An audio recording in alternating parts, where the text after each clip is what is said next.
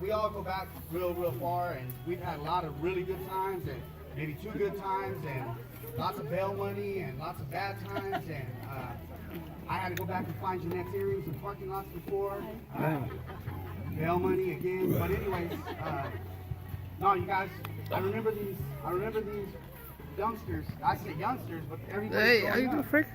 I went away for a little while. I went to a special school at DLC, and I came out and I seen Anissa. What are you doing? It just come out well. I seen Angel, and like last time I seen him, he was a little bitty. Well, anyways. But anyways, you guys, it's amazing to come back and to see you, and now to come back and see you turn 16. Honestly, I thank you guys for this. But I wrote everything. I wrote this whole thing on my hand. Okay? Real simple. What I wanted to do today, all I could think of is your mom didn't give me hardly any direction. She just said, just do it. All I could think of is that you're promoting. So it may not be graduation time, but you're promoting. And you're moving up into your upper teens. And just by talking to you for 5 minutes, I heard so much of your desires, so much of your wants and everything that you're trying to do. So that's what we want to do, as we want to send you into that. In the Bible, guys, if you believe, that's great. If you don't, whatever, talk to me later. I don't care. I'm not here to preach to anybody, but I just know what I read. And what I read in the Bible, it says in Galatians 6:9, it says, be not weary for doing good, because in due season you will reap if you faint not. And in English, this is what that means. Don't stop. Don't stop. When it feels like the world's closing in on you, don't stop. When it feels like you can't do it anymore, when it feels like you don't have the answers, when it feels like just like you can't take another step, don't stop. Because in due season, you're going to reap a reward. You're going to get that reward. Galatians 6:9.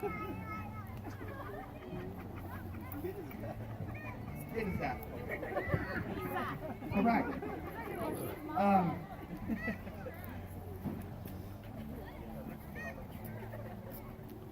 Family he belongs to. It made me that I thought of when I read that. I heard that for you. Don't be weary. Don't go weary in well doing. Because you can't quit. You can't stop. You can't give up. Okay? Vision. I'm gonna put this way. It's okay. Thank you. Thank you. Thank you. Listen, I'm here to talk to you. And there's 2 things that I hear in my heart: vision and perseverance. Vision and perseverance. Vision and perseverance. I said, Jerry, what do you want to do? What do you want to do? And you told me you have a very good plan to set up before you. That eventually you're going to be a corpsman, Marines, whatever it takes. Going to college, finishing school is not even an option. And that's amazing. That's amazing. Because the book that I read says that without vision, people perish. If you don't have a plan, you can't build anything. That's why the very first thing you do is you start with an architect if you want to build anything great. Look at the house. Isn't it so much more beautiful? Everything is brand new. So you can take anything in your life and you can make it 10 times, 100 times better. There's no limit to what you can do. Right? If you have a vision. Check this out. For everybody. Really cool story, okay? You guys all heard of Space Mountain? Disneyland? Yeah? Well, Disneyland, Space Mountain, Walt Disney came up with that idea. He had a vision for this mountain that people were going to ride. They were going to ride a roller coaster and whatever. I've never even been there, actually. I haven't ridden that ride, but I wasn't scared. But anyways, he had this vision, and he got banks involved, and he got architects involved, and he got all this different team of people funding to do the building, the construction, permits, and everything that he had to do, right? And they broke ground and they started. As soon as they broke ground, he died. Walt Disney passed away before he see that come about. And really cool story. They did his funeral, and then shortly after his funeral, they did an opening ceremony for Space Mountain. And when they did that opening ceremony, this is what they said. There was a man that came up who was his vice president at that time, but now the president, because he's taking over, and he said, man, he said, such an amazing day, such a great accomplishment. He said, just only if Walt would be here to see it.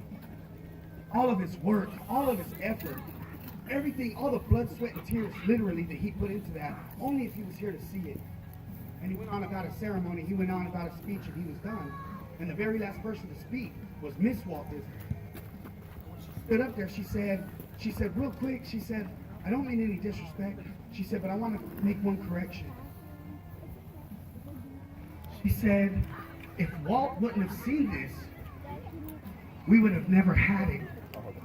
She said Walt seen this before any of us even could imagine what he was doing. He seen it in his mind. He seen it in his vision. She said he would wake up in the middle of the night and he would write things down and he would draw things up and he had notes all over the place because he had this vision for the Space Mountain. And if you think about it today, there's people that want to go to Disneyland even today, long after that man has passed, because of his vision. Think about that. Without vision, people perish, man. Keep your vision. Make a plan. Make it plain so that you can run with it. With the box on it. Vision and pushing. Couple things, okay? Starbucks. Anybody like Starbucks? A little bit? I know y'all like Starbucks. I see you. You just don't want to be called basic. But anyways, Starbucks. Did you know that that man was turned down by 242 banks? You know that? Imagine that. He had an idea, he had a plan, he took it and gave a proposal to 242 banks, one after another, and every single one of them turned him down. Well, mine's out. There was one finally. The Well, man mine's never out. stopped. Mr. Schultz. I forget his Mine's first name. out. For the town. He never stopped. Till Until 9. eventually a bank Till said, 9. you're approved. And look at him now. True story. You can look it up. You can Google this stuff. I'm a Googler. Coca-Cola. Coca-Cola sold 24 bottles of Coke the first year that they were in business. 24 bottles. They pushed, they promoted, they did everything they could to try. Imagine if they would have quit. Look at them. Look at them today. Oh, that's not Coke, but I bet we have some here. Think about that. Don't ever give up. Don't ever stop. You've probably heard me talk about this before, but I'm gonna tell it one more time before I'm done, because we're just about done. But Babe Ruth is known for some amazing things, right? What's Babe Ruth known for, guys? Candy. Baseball. He's known for baseball, right? And what is he known for most overall? Huh? Home runs. Home runs. That's what he's known for. To this day, he holds 3 records. I believe it's most home runs in a season, most home runs in a career.